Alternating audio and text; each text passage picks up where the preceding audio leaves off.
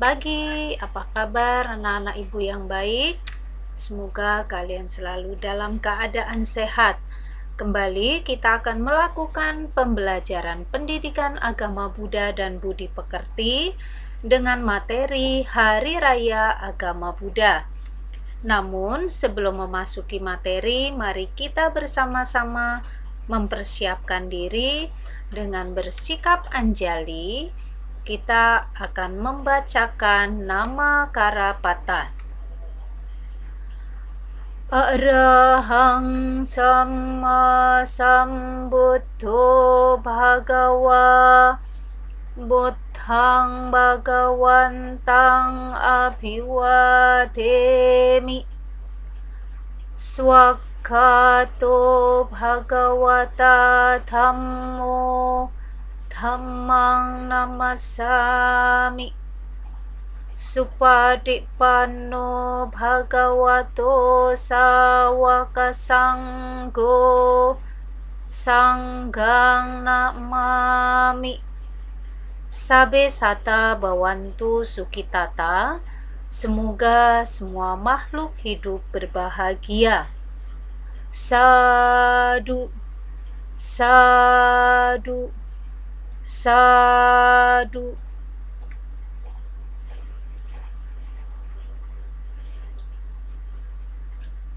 Tujuan pembelajaran pada materi kali ini adalah dengan menyimak penjelasan guru, siswa mampu 1. Menjelaskan macam-macam hari raya agama Buddha dengan benar. 2. Menjelaskan peristiwa yang diperingati pada hari raya agama Buddha dengan benar. 3. Membuat kartu ucapan hari raya agama Buddha dengan benar. Hari raya agama Buddha antara lain Waisak, Asada, Katina, dan Magha Puja.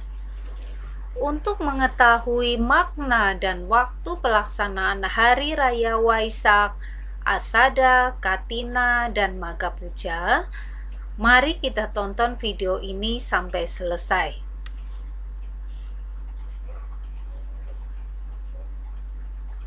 Hari Raya Waisak. Hari Raya Waisak diperingati antara bulan Mei sampai Juni. Peristiwa yang diperingati pada Hari Raya Waisak antara lain lahirnya Pangeran Siddhartha di Taman Lumbini pada tahun 623 sebelum Masehi. Anak-anak, pada gambar kalian bisa perhatikan ada hal yang berbeda saat Pangeran Siddhartha lahir. Iya, keajaiban terjadi pada saat Pangeran Siddhartha lahir. Hal ini tidak sama pada saat bayi pada umumnya yang baru lahir. Keajaiban itu antara lain, Pangeran Siddhartha mampu berjalan 7 langkah. Dan di langkah yang ke-7, Pangeran Siddhartha mengucapkan kalimat berikut ini. Akulah pemimpin di dunia ini. Akulah tertua di dunia ini. Akulah teragung di dunia ini. Inilah kelahiranku yang terakhir. Tak akan ada tumimbal lahir lagi. Nah, selain Pangeran Siddhartha bisa berbicara, saat Pangeran Siddhartha menapakkan kaki ke tanah, tiba-tiba dari permukaan tanah tumbuh bunga teratai, sehingga Pangeran Siddhartha pada saat berjalan tidak menginjak tanah, tapi menginjak bunga teratai. Ketika Pangeran Siddhartha lahir, para dewa juga turut hadir dari alam surga menyaksikan kehadiran calon Buddha. Dan saat itu para dewa menampakkan dirinya. Sehingga pengawal Ratu Mahamaya dan orang-orang yang menyaksikan kelahiran Pangeran Siddhartha pada saat itu mampu melihat para dewa tersebut. Kemudian bunga-bunga di taman yang awalnya tidak bermekaran, pada saat Pangeran Siddhartha lahir, bunga-bunga tersebut pun bermekaran. Hal ini menandakan bahwa alam semesta turut bersukacita menyambut kelahiran calon Buddha atau Bodhisattva. Kemudian peristiwa yang diperingati dalam Hari Raya Waisak yang selanjutnya adalah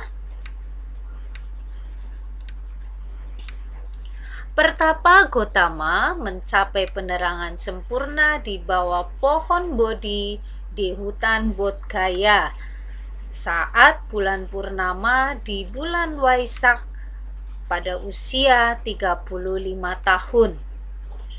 Selain dua peristiwa tadi, ada peristiwa lagi yang diperingati pada saat Hari Raya Waisak, yaitu Sang Buddha wafat atau mencapai parinibbana saat bulan purnama di bulan Waisak di Kusinara pada usia 80 tahun. Hari Raya Waisak sering disebut sebagai Hari Trisuci Waisak karena pada Hari Raya Waisak memperingati 3 peristiwa penting yang berhubungan dengan Buddha, dan ketiga peristiwa tersebut terjadinya pada saat bulan purnama di bulan Waisak. Ketiga peristiwa tersebut adalah lahirnya Pangeran Siddhartha, Pertapa Gotama mencapai penerangan sempurna atau menjadi Buddha, dan Sang Buddha parinibbana atau Sang Buddha wafat. Dan Hari Raya Waisak juga disebut sebagai Hari Buddha. Selanjutnya adalah Hari Raya Asada. Anak-anak bisa perhatikan pada gambar bahwa pada Hari Raya Asada, Sang Buddha pertama kali membabarkan khotbah pertamanya yang dikenal dengan Dhammacakkappavattana Sutta, artinya pemutaran roda Dhamma yang pertama. Hari Raya Asada diperingati antara bulan Juli sampai Agustus. Hari Raya Asada memperingati peristiwa Buddha pertama kali membabarkan khotbah kepada 5 orang pertapa yang bernama Kondana, Badia, Mahanama, Wapa, dan Asaji. Kelima pertapa ini adalah teman-teman Pertapa Gotama saat melakukan pertapaan ekstrim di hutan Uruwela. Pemutaran roda Dhamma yang pertama ini dilakukan di Taman Rusa Isipatana. Pada saat itu, Buddha membabarkan 4 kebenaran mulia, yaitu tentang adanya duka, sebab duka, lenyapnya duka, dan jalan untuk melenyapkan duka. Duka artinya penderitaan atau ketidakpuasan. Di dalam kehidupan ini, banyak hal-hal yang menimbulkan ketidakpuasan. Contohnya, kelahiran adalah duka, sakit adalah duka, berpisah dengan orang yang kita sayangi adalah penderitaan. Berkumpul dengan orang yang tidak kita sukai adalah penderitaan. Tidak tercapai apa yang kita inginkan juga penderitaan. Sedih, kecewa, kena marah itu adalah penderitaan. Dan penderitaan itu muncul sebabnya bukan dari orang lain. Ternyata sebabnya adalah berasal dari keinginan kita sendiri yang tidak terpenuhi, keinginan yang tidak tercapai. Jika seseorang memiliki banyak keinginan, maka kemungkinan seseorang akan mendapatkan penderitaan yang banyak bila keinginan tersebut tidak tercapai. Demikian juga sebaliknya. Jika seseorang memiliki keinginan yang sedikit, maka kemungkinan untuk mengalami penderitaan juga akan sedikit. Nah, cara untuk melenyapkan penderitaan, Sang Buddha menjelaskan dengan cara menjalankan jalan mulia berunsur 8 yang dikelompokkan ke dalam 3 kelompok, yaitu kelompok panya atau kebijaksanaan, terdiri dari pandangan benar dan pikiran benar. Kemudian kelompok yang kedua adalah kelompok sila, kemoralan, yang terdiri dari ucapan benar, perbuatan benar, dan mata pencaharian benar. Dan kelompok yang ketiga adalah kelompok samadhi atau pengembangan batin yang terdiri dari usaha benar, perhatian benar, dan konsentrasi benar.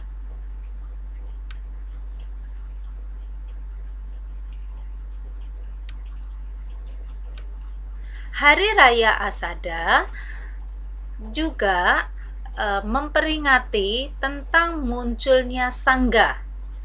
Kenapa dikatakan munculnya Sangga? Karena setelah mendengarkan khotbah untuk pertama kalinya, salah satu pertapa yang bernama Kondana memohon untuk diterima menjadi biku. Dan keempat pertapa lainnya pun melakukan hal yang sama setelah Buddha membabarkan khotbah berikutnya. Maka tiratana menjadi lengkap, yaitu Buddha, Dhamma, Sangga. Buddha artinya orang yang telah mencapai penerangan sempurna. Dhamma adalah ajaran Sang Buddha. Sangga adalah perkumpulan para biku minimal berjumlah 5 orang. Dan ketua Sangga yang pertama adalah Buddha itu sendiri.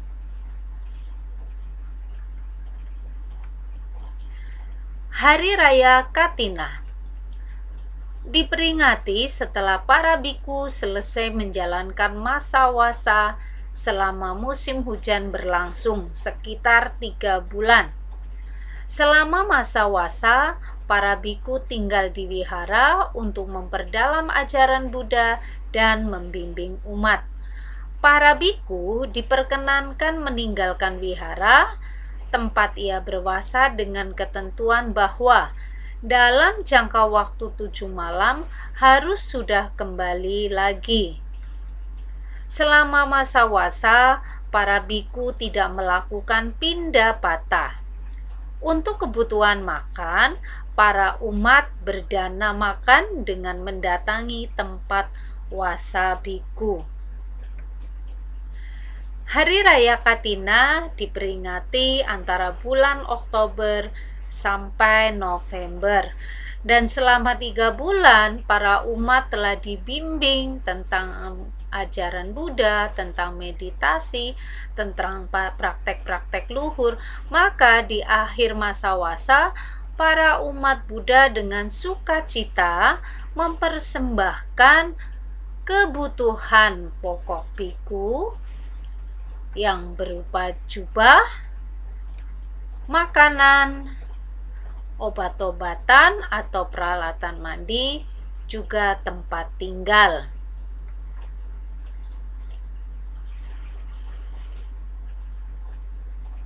Selanjutnya adalah Hari Raya Magha Puja. Hari Raya Magha Puja diperingati setiap bulan Februari. Ada 4 peristiwa yang diperingati pada Hari Raya Magha Puja, yaitu 1. Berkumpulnya 1250 biku tanpa diundang. 2. Semua ditabiskan dengan ehi biku upasampada, artinya ditakbiskan oleh Sang Buddha sendiri. Semua telah mencapai tingkat kesucian arahat. Kesucian arahat adalah tingkat kesucian yang paling tinggi. Makanya sebanyak 1250 orang biku tersebut bisa datang tanpa ada pemberitahuan dulu, karena para arahat biasanya memiliki kemampuan batin untuk mengetahui hal-hal tersebut. Kemudian pada saat itu Buddha membabarkan Owada Patimokkha atau intisari ajaran Buddha.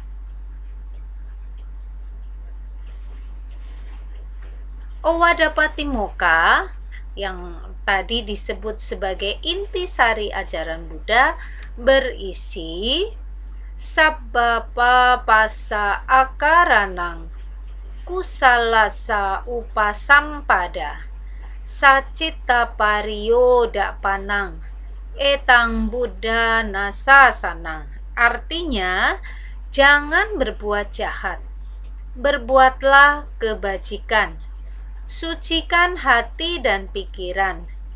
Inilah inti ajaran semua Buddha.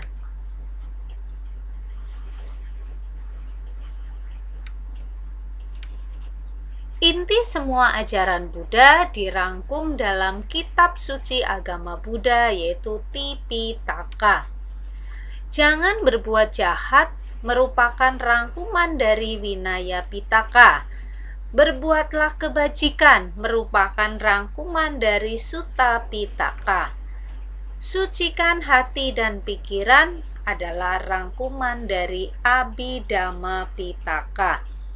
Demikian tadi penjelasan tentang hari-hari raya agama Buddha. Sebagai siswa Buddha yang baik, kita bisa melakukan banyak hal positif dan bermanfaat bukan hanya bagi diri sendiri, tetapi juga bermanfaat bagi makhluk lain. Kalian bisa juga membuat kartu ucapan pada setiap hari raya untuk sahabat sedama, sehingga akan menambah rasa sukacita. Demikian materi pada kali ini, semoga bermanfaat. Terima kasih atas perhatiannya. Sampai jumpa pada video pembelajaran berikutnya. Kita akhiri dengan bersama-sama mengucapkan Sabe Sata Bawantu Sukitata.